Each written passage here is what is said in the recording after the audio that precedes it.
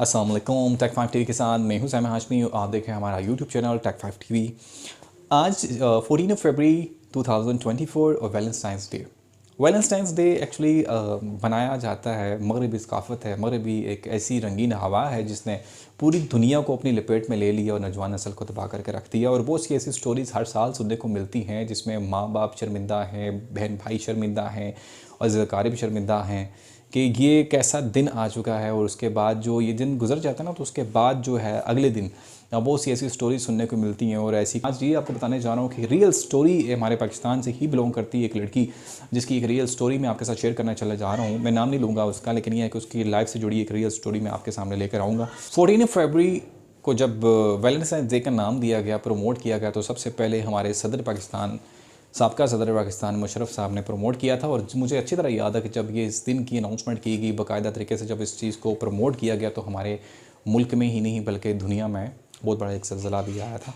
जो स्टोरी मैं आपको सुनाने जा रहा हूँ ना, तो ये एक माँ की स्टोरी थी। उसने बाकायदा इंटरव्यू में ये बात बताई, लेकिन बाद में उन्हीं की बेटी ने ये बात की कि आप ये चीज़ ज़ाहिर नहीं कीजिएगा कि हम कौन हैं। जो स्टोरी है बज़ाहिर किस से रिलेटेड है ये नहीं पता चलना चाहिए। तो बहरहाल उनका कहना ये था कि उनकी जो बेटी थी वो स्कूल जाती थी। सबसे पहले स्कूल से ही कहानी शुरू हुई। स्कूल जाती थी, वहाँ पे क्या हुआ कि मैट्रिक की स्टूडेंट थी, तो प्राइवेट स्कूल था, मैट्रिक की स्टूडेंट थी, लड़के लड़कियाँ साथ पढ़ते थे। जो लड़का था ना, वो इस स्कूल से नहीं था, वो किसी ऑफिस में जॉब करता था। अब वो लड़के की कहानी मैं आपको बताता चलूँ कि जब लड़कियां आपस में गपशप करते हुए एक गेट टुगेदर में जब वो जा रही होती ना अपने घरों में या स्कूल से घर से स्कूल, तो वहीं पे कहीं आंख मटक्का हुआ उस लड़के की, इसके साथ कोई गपशप होगी, तो लड़की ने थोड़ी सी इंटरेस्ट लेना शुरू कर दिया उस लड़के के अंदर। कोई जेंटलमैन बन के आता था तो उसे छेड़ता था, देखता था, सारी चीज़ें होती थी। तो आखिर में उसका नतीजा बड़ा ही गलत निकला। हुआ कुछ यूँ कि जब लड़की मैट्रिक से कॉलेज लाइफ में चली गई, तो वहाँ पे कुछ इस तरह से हुआ कि उसके रिश्ते आना शुरू हो गए घर में भी ना। तो उस लड़के ने भी यही सोचा कि क्यों ना मौका पाते ही मैं इस लड़की से बात करूँ, शादी की। तो उस लड़के ने वाकई शादी की बात की थी उस लड़की से। उससे कहा कि मैं तुमसे मोहब्बत करता हूँ, मेरी मोहब्बत सच्ची है, मैं फ़लाँ मैं फ़लाँ मैं फ़लाँ। वो ही चीज़ है कि पाकिस्तान में ना बहुत से ऐसे केसेस देखने को मिलते हैं कि जब एक लड़का लड़की को जब पसंद करता है ना, तो वो उसको पाने की शिद्दत इस तरह से इख्तियार कर चुका होता है कि वो कहता है कि मैं चांद और ताड़े भी तोड़ के लाऊंगा, जो कि पॉसिबल ही नहीं है। तो बहुत से ख्वाब, मैं कहता हूँ कि सब्ज़ बाग में उसे लेके चला गया। उसने कहा कि मैं आपसे शादी करूँगा, मैं आपकी हर रिक्वायरमेंट्स को एक्सेप्ट करना चाहूँगा, और आपकी वालदैन और आपके वालदैन की हर चीज़ को मैं एक्सेप्ट करूँगा, हर बात को फॉलो करूँगा, और उसके साथ साथ मैं आपके साथ शादी करना चाहूँगा। तो इसमें हुआ कुछ यूँ कि वो लड़की जो है उसने अपने घर वालों को नहीं बताया, गपशप करती रही, उसके बातों में आ गई। उसने कहा हाँ यही सच्चा है भाई, ये शादी के बाद मुझसे कर रहा है तो यही सब कुछ है।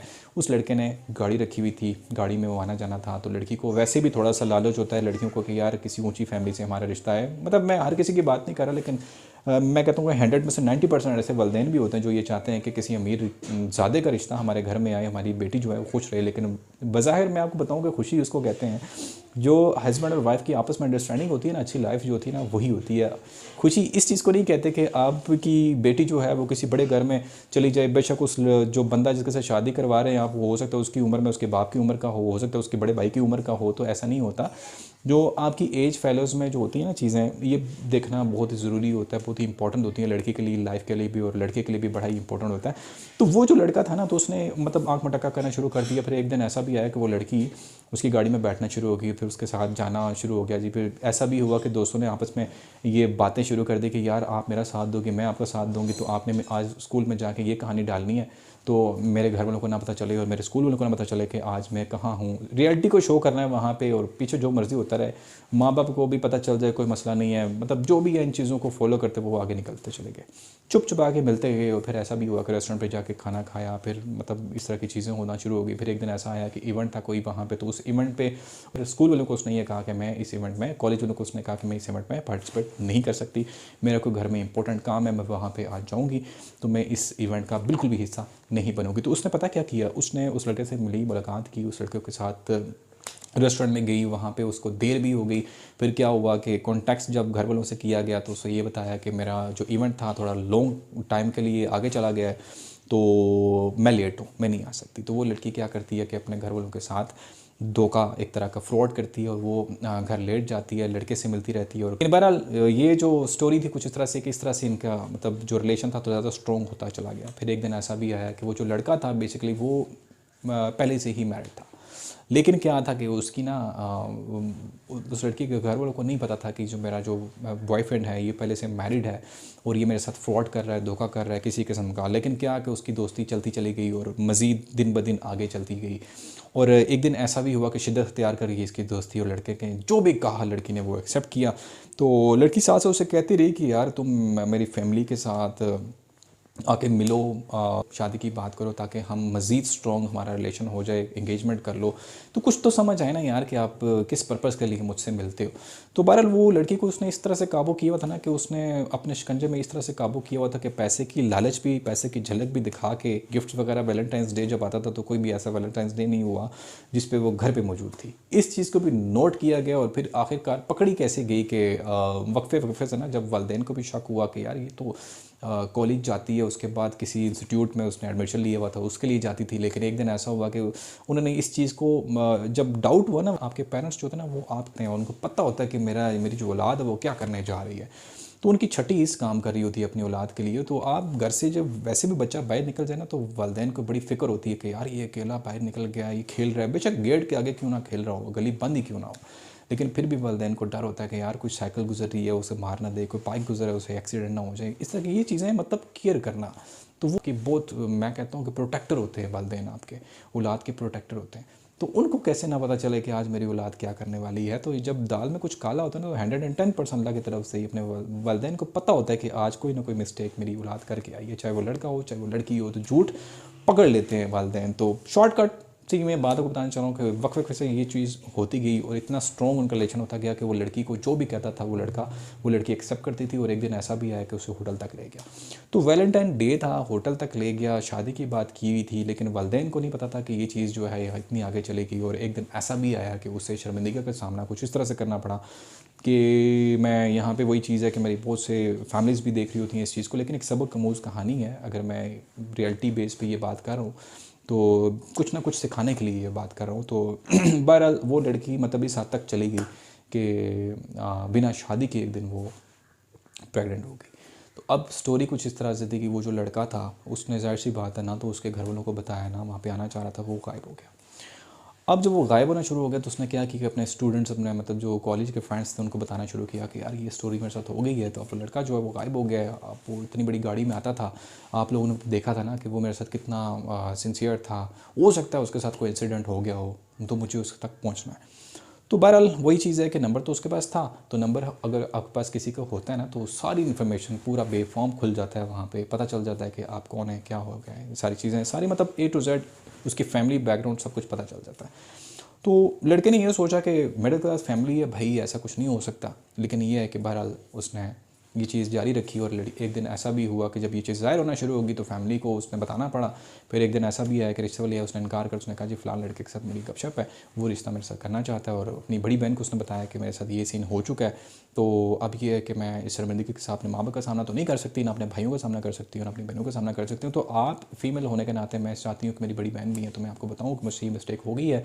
तो खुदा मुझे किसी तरह से इस चीज़ से छुटकारा मिले तो मैं पॉसिबल हो सके तो इस चीज़ से छुटकारा। एक तो गुनाह वो कर चुकी थी, दूसरा ये था कि जब उसकी बड़ी बहन उससे मिली तो कौन चाहता है कि ज़िल्लत हो किसी की फैमिली में। तो बहरहाल उसने क्या किया कि उसको लेके हॉस्पिटल चले गए। हॉस्पिटल वाले ने ये कहा कि ऐसा पॉसिबल हो ही नहीं सकता कि ये चीज़ जो है हम नहीं कर सकते, मिसकैरेज वगैरह जो भी है हम नहीं कर सकते। तो बहरहाल ये है कि आप लोग इसको आगे लेके जाएँ, लड़के से मिलें, बात करें, शादी तक जो है बात अगर हो सकती है तो पॉसिबल तो ऐसा करें। तो फिर एक दिन ऐसा भी हुआ कि उसने मतलब ये बात ज़ाहिर सी बात है छुपती नहीं है। तो इसके साइड इफ़ेक्ट ये है वैलेंटाइन डे का, आप अगर वालिदैन को धोखा देते हैं ना तो उसका फिर अल्लाह की तरफ से भी कहते हैं कि अल्लाह पाक भी देख रहा होता है। तो अगर आप किसी को दुख देते हैं, सबसे बड़े अपनी वालिदैन को, अपनी फैमिली को दुख देते हैं, तो आपके साथ भी क्या कुछ हो सकता है ये तो अल्लाह पाक और आपके दरमियान में है। इज़्ज़त और ज़िल्लत अल्लाह के हाथ में है। तो बहरहाल क्या हुआ कि वालिदैन को जब पता चला कि ये सारी चीज़ें हो चुकी हैं तो सर पकड़ के बैठ गए। गाँव से मतलब उस घर से उस एरिए से कुछ अरसे के लिए मूव करके किसी और एरिया में चले गए। उन्होंने कहा कि हमें जो है इस एरिया में फ़लाँ जगह रेंट पे घर ले लिया और वहाँ पे रहना शुरू हो गया। लेकिन इस चीज़ को छुपा नहीं सके, ख़ानदान के सामने तो आनी ही थी। तो बहरहाल कुछ इस तरह से हुआ कि जब उन लोगों ने इन्वेस्टिगेशन करवाई थोड़ी सी, उस लड़के के बारे में नंबर दिया गया, इन्वेस्टिगेशन कराई, पुलिस स्टेशन गए। तो जब पता चला कि ये लड़का ऑलरेडी मैरिड है और ये सारी चीज़ें कहानी उनको पता चली तो घर तक पहुँचे। तो उस लड़के को साइड पे करके उसे बताया कि ये कहानी हो गई है और भाई सिंपल सी बात है कि निकाह कर लो और हमारी बेटी को ले जाओ।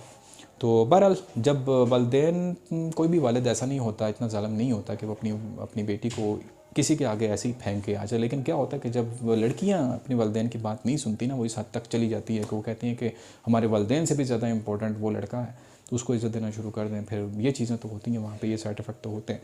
तो बहरहाल वालिदैन ने भी यही कहा कि हमारी फैमिली में ये बात खुल जाएगी और ज़िल्लत हमारा मुकद्दर बन जाएगी, तो क्यों ना हम इस लड़के के साथ, अगर ये एग्री होता है तो उसके साथ शादी करवा दें। अब मसला ये आ गया कि लड़का इस चीज़ को कैसे एक्सेप्ट करता, क्योंकि ख़ुद मैरिड था।